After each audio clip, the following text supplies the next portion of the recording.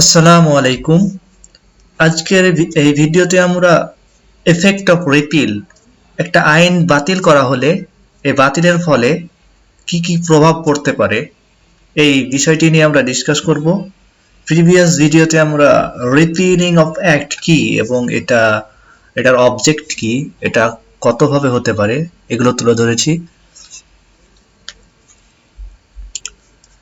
Effect of repeal এই বিষয়টি নিয়ে জেনারেল ক্লজেস অ্যাক্ট 1897 এর সেকশন 6 এ আলোচনা করা হয়েছে। এই সেকশনে বলা হয়েছে যে unless a different intention appear, ভিন্নরূপ কোনো ইন্টেনশন না থাকলে,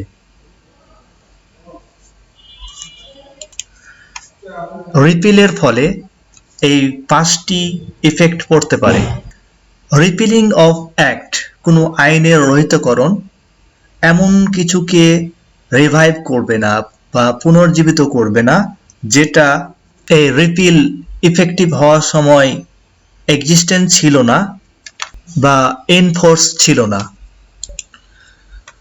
বা যেটা কার্যকর ছিল বা যেটার অস্তিত্ব ছিল ওই বিষয়টাকে এই রিপিলের মাধ্যমে ইনইফেক্টিভ করা হবে না। For example, guardians and অর্ডস act 1890 অনুযায়ী গার্ডিয়ান অ্যাপয়েন্ট বা ডিক্লেয়ার করবে ডিস্ট্রিক্ট জাজ।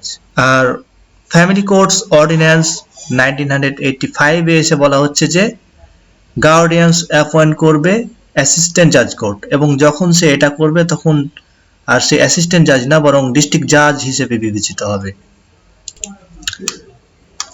ফ্যামিলি কোর্টস অর্ডিন্যান্স 1985 এ ইফেক্টিভ হয়। এখন দেখা গেল যে 1984 এ ডিস্ট্রিক্ট জাজ একজন মাইনরের গার্ডিয়ান অ্যাপয়েন্ট করেছে,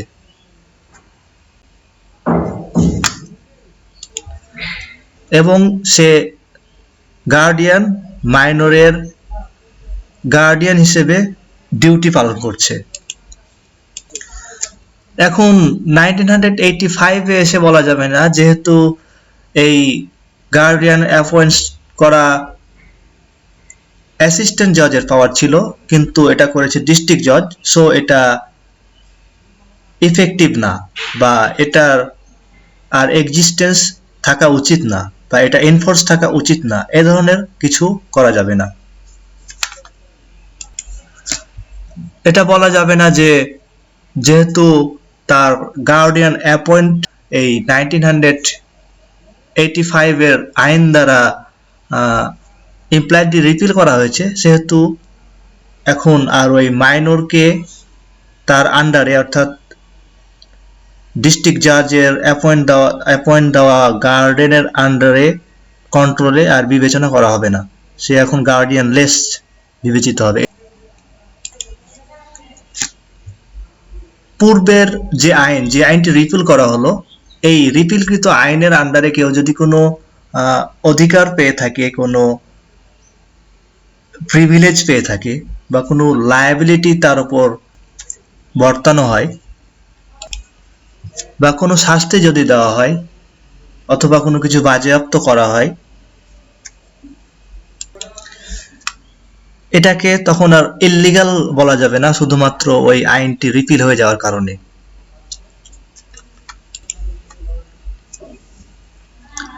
এরপরে ওই রিপিল হওয়া আইন দ্বারা যদি কোনো ইনভেস্টিগেশন চলমান থাকে, লিগ্যাল প্রসিডিং চলমান থাকে, তাহলে ওই লিগ্যাল প্রসিডিংটাকে আইনটি রিপিল হয়ে যাওয়ার কারণে প্রশ্নবিদ্ধ করা যাবে না। যেমন ধরা যায় যে আরবিট্রেশন অ্যাক্ট 2001 দ্বারা আরবিট্রেশন অ্যাক্ট 1940 কে বাতিল করা হয়েছে, কিন্তু 2001 সালের পূর্বে এই 1940 সালের আইনটি ইফেক্টিভ ছিল, কার্যকর ছিল। এখন দেখা গেল যে 2000 সালে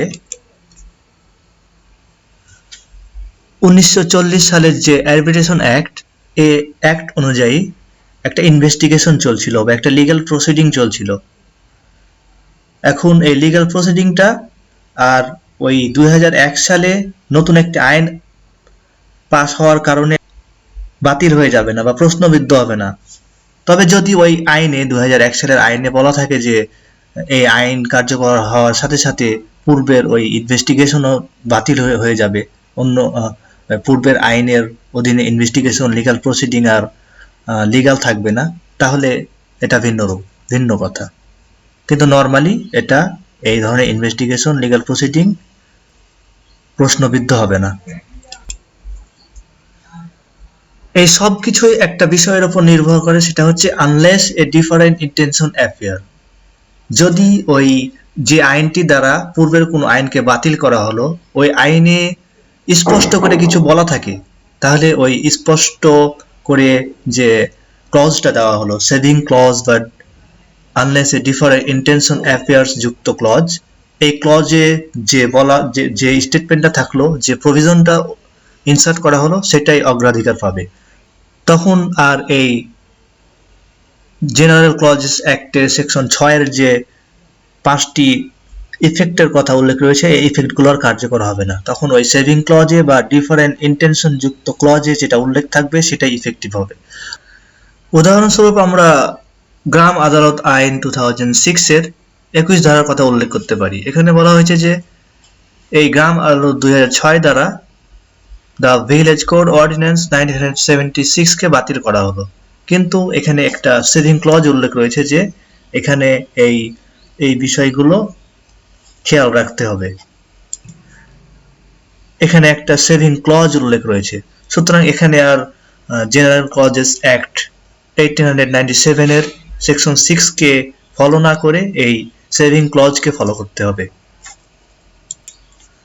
যদিও এখানে জেনারেল ক্লজেস অ্যাক্টের সেকশন 6 এর সাথে সেকশন 6 এ যে বিধানগুলো উল্লেখ রয়েছে ওই বিধানের সাথে অনেকটা সামঞ্জস্যপূর্ণ বিধানই তুলে ধরা হয়েছে।